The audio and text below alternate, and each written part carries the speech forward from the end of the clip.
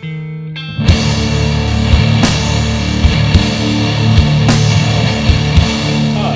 my name's Glenn Ford and I'm the designer of Pukeapocalypse.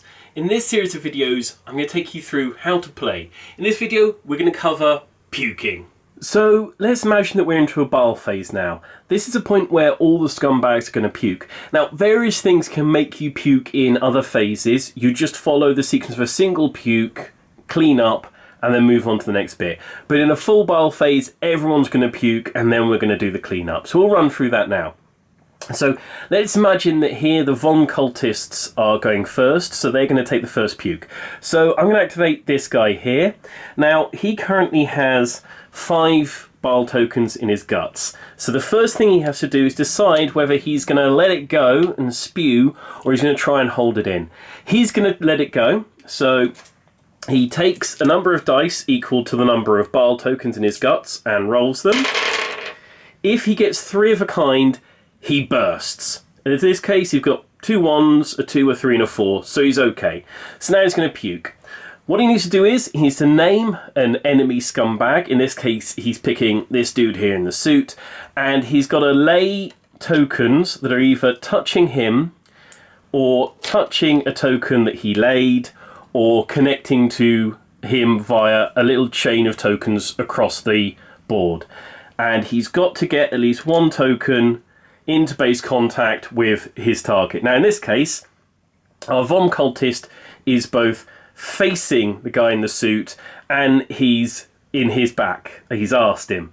So he's going to get to place an additional bile token from the supply for having facing him and a token for having asked him.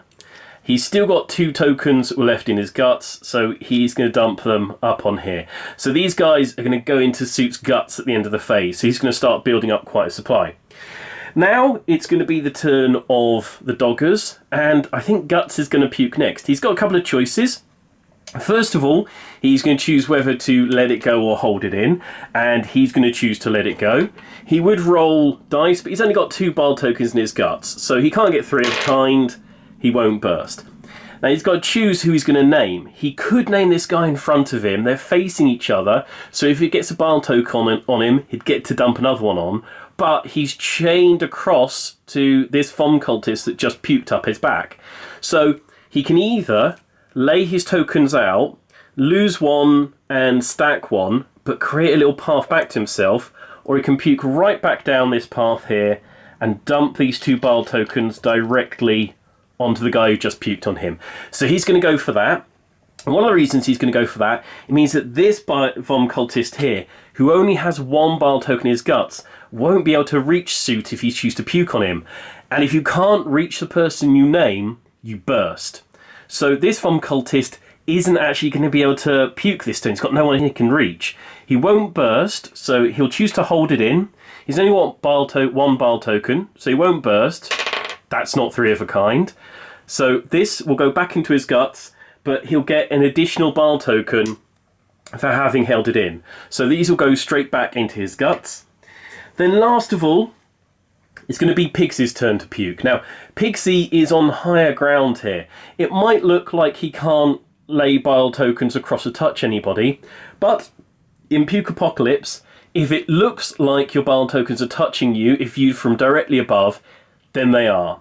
So we'd put this puke token here. So when we view from directly above, we can see that it looks like this bile token is touching Pigsy and the Von cultist. So it's going to count that it is. So this is a perfectly legal placement. So that means that Pigsy can puke straight onto this guy. And when you're puking from above, you get to dump an additional bile token for each inch you are above the other guy. So he's 2 inches up, so he's going to get to dump 2 additional bile tokens. Plus, Pigs is facing the guy that he's puking on, so that's going to let him dump an additional bile token in this puke. And then Pigsy has the remaining 4 bile tokens that were on his guts. So, Pigsy had 5 bile tokens in his guts. We'd best roll to see if he bursts. You never know. 3 of a kind. So we've got a 5, a 5, a 5 there. So Pigsy bursts. He'd still get to puke, and then once he'd puked, he's gone. Burst, blown up, splattered everywhere in a disgusting mess of bile, puke, guts and vomit. Now we're at the end of the puke phase. We'll do the cleaning up. So first thing that happens is that any stacks of bile tokens that are touching just one scumbag go directly into that scumbag's guts. So Suit here is going to pick up 1, 2, 3, 4, 5 bile tokens. That's a few, but he's probably going to be okay. This cultist here is going to pick up 3 bile tokens and an additional 1, 2, 3, 4, 5, 6, 7, 8, putting him on 11 bile tokens. You can never have more than 13 bile tokens in your guts from any source, because obviously if you roll 13 dice, you're going to get 3 of a kind. But 11, that Vom cultist is some serious trouble. Now, if there are any tokens that were touching 2 or more scumbags, like say this, at this point they'd both get 1 token in their guts from the supply each, and then that token will get discarded. And then last of all, any tokens that weren't touching anybody get discarded away. And that's a bile phase. That's how you do puking from higher ground, that's how you deal with people bursting, and that's how you build up bile tokens in people's guts that's going to make them burst, make them die, and make them unable to win the game for them. That's Puking, that's Pukeapocalypse. Thanks for watching, and see you next time. Bye.